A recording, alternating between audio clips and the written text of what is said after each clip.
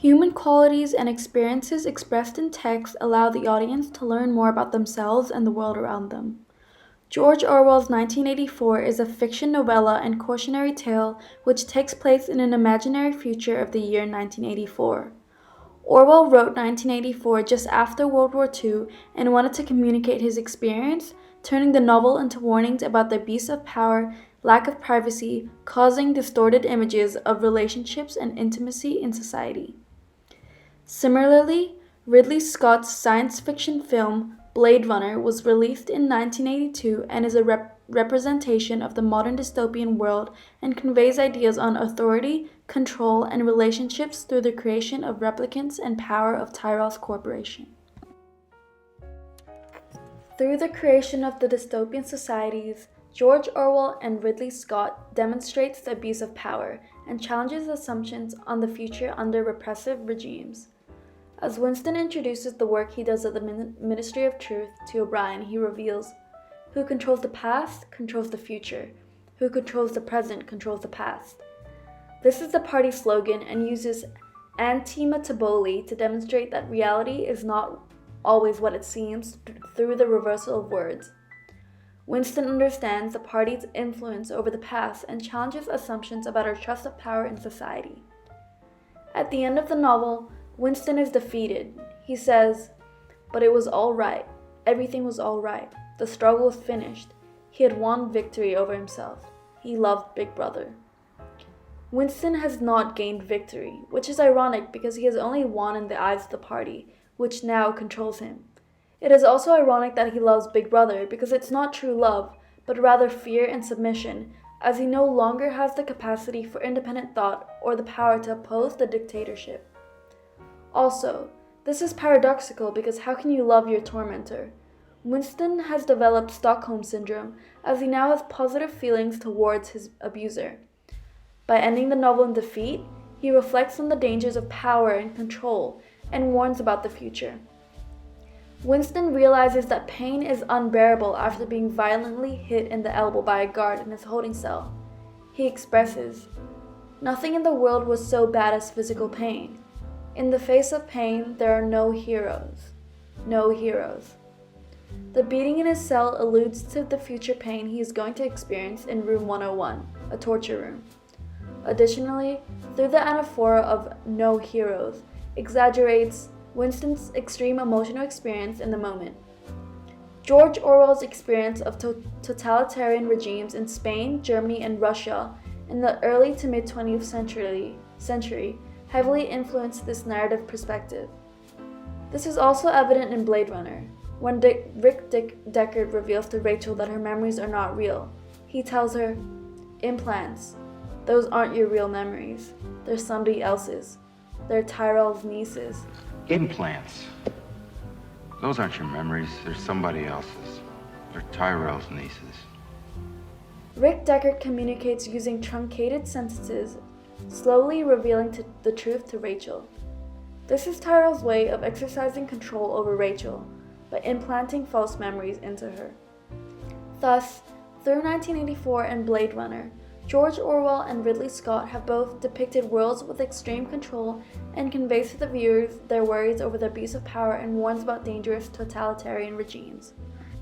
In the nation of Oceania, to isolate deviants to only Big Brother, the government has outlawed genuine love. George Orwell illuminates the fear of love that results from a corrupt government to the audience. Winston reflects on his failed marriage to Catherine.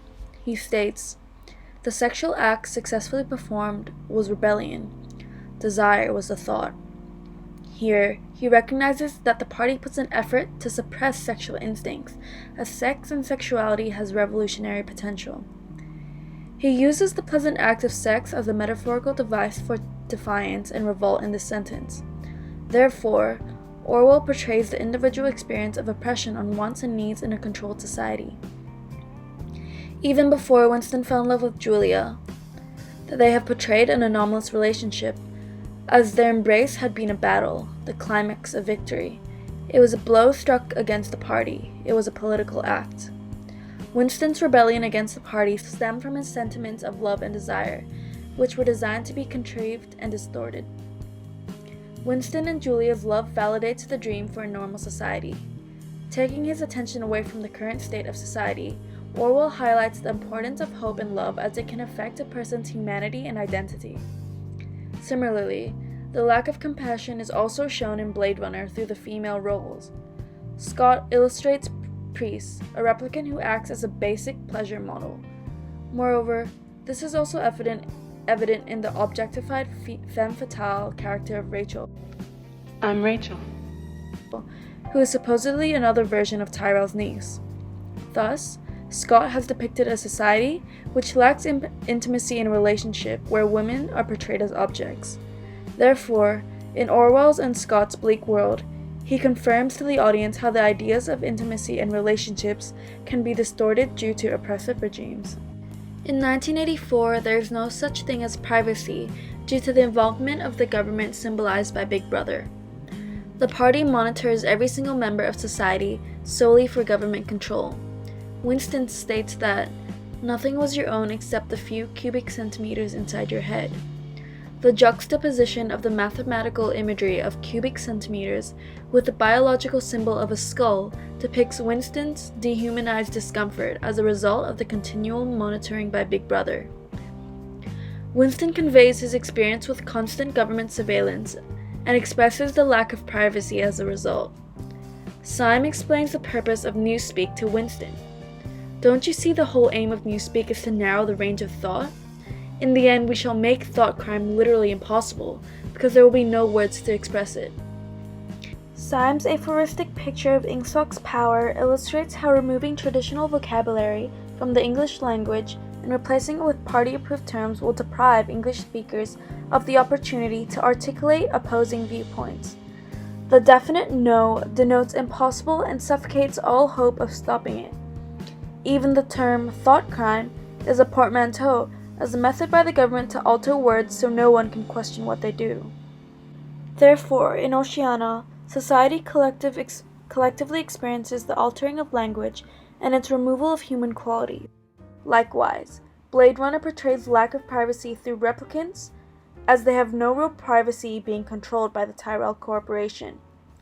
As Leon chokes Deckard, he says, "Painful to live in fear, isn't it?" This phrase encapsulates Blade Runner's moral statement, since the Nexus 6 replicants are conscious that they are artificial machines and are aware that they will die, but they have no idea when that day will arrive, leaving them in continual terror of death. Hence, both Orwell and Scott are conveying through their text the lack of privacy caused by a corrupt government.